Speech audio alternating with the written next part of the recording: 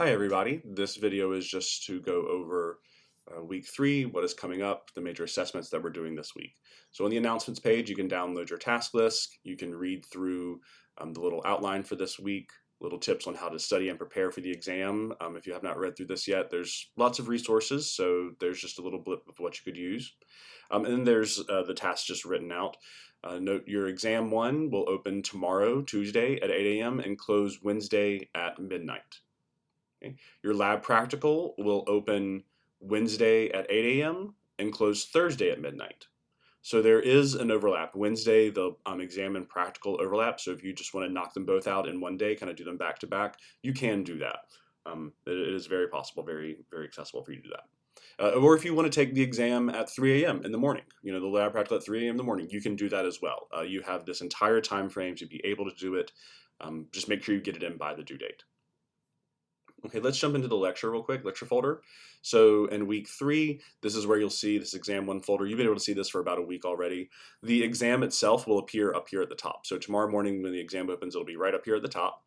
But for now, you still have the extra credit that is due Wednesday at midnight as well. So the same time as the exam is due. You can submit up to 2 worksheets for a total of 10 points on your exam. So make sure you get those in. I do ask that you put them both into one document. So if you're doing multiple worksheets, just kind of copy them, paste into one Word doc or put it into one PDF and upload that rather than individual pages. It just makes it a lot easier for me to grade.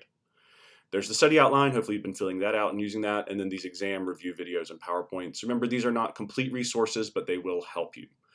Something else that I want to talk about with your exam. You're used to seeing short answer questions on the quizzes, and some of those will be coming back. The way that it works is that you have maybe, for chapter, we did chapter 17. For chapter 17 on the quiz, or for every chapter rather, there are at least 4 short answer questions. Most chapters have 6 or 8 short answer questions. You only saw 2 of those each time you took a quiz. So even if you got 2 different short answer questions both times you took the quiz, you saw 4, but there may have been 5 or 6 questions.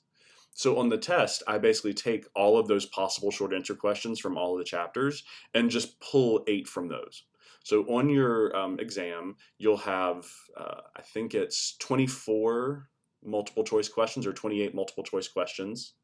There will be 8 short answer questions. They'll pull randomly from the chapters. Again, some of them you may have seen in your other quizzes, some of them you may not have. That's why it's always helpful to review your quizzes. And then there are essay questions. Every exam is going to have 2 essay questions.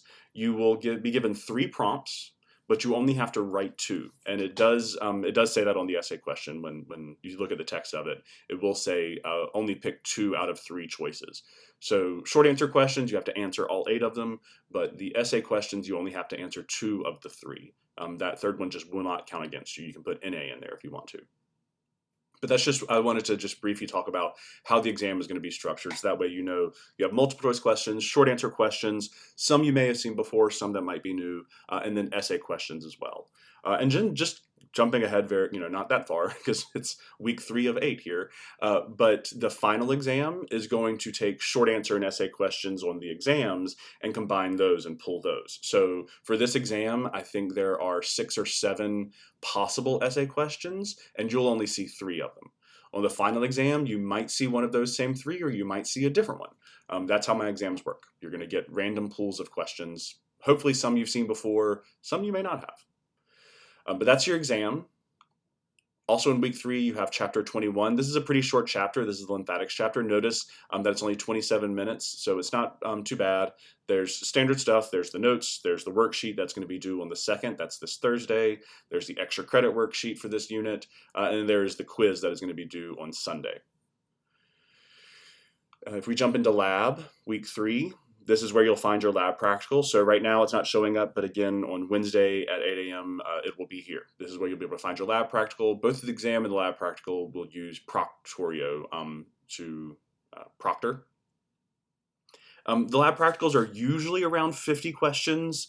This one will probably be around the same 50 to 60, maybe 70. It just depends on the structures that I get into and what we want to get into. But you can expect that. The best way to study for the lab practical is going to be using the structures from the quizzes, the identifying lab practical types, where you just fill in the blank. That's what the lab practical is going to be. There will be a structure, it will be highlighted, and you'll be asked to give the name for the structure. There might be a couple of questions on blood typing and genetics, both for blood transfusions and inheritance. So make sure you just refresh that as well. But that's going to be the best way to study for your practical, is to go back through those images on Connect in your lab manual and make sure you can identify and you know those terms. All right, so that will open on Wednesday at 8 a.m. Your Lab 5, it's again very short. There's not even a video for this one. You can go through the pages, do the homework stuff, and then take your quiz. These are due, again, pages are due on Thursday, quiz due on Sunday. So pretty straightforward stuff. Also, just make sure you're checking into My Grades so you can start to see how things are being built in our class. We have the worksheets, the quizzes, the lab pages, the lab quizzes, and then there's the participation. And I wanted to bring y'all's attention to this just because participation is due tomorrow for your week 3, so make sure you get that in.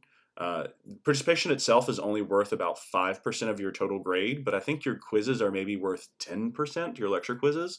So while participation isn't going to change your grade completely, it very well could be that 5% that gets you from a C to a B, or a B to an A, or a D to a C. So make sure that you are getting those participations in, and that it's quality stuff. You're not just going in and commenting on somebody else saying, "Oh, that's great, thank you so much. Oh yeah, that was hard for me too." Give something else, provide resources, provide links to videos, ask good questions, give good feedback. Don't just think that you can get away with 1 or 2 sentences as participation. You got to be engaged with that.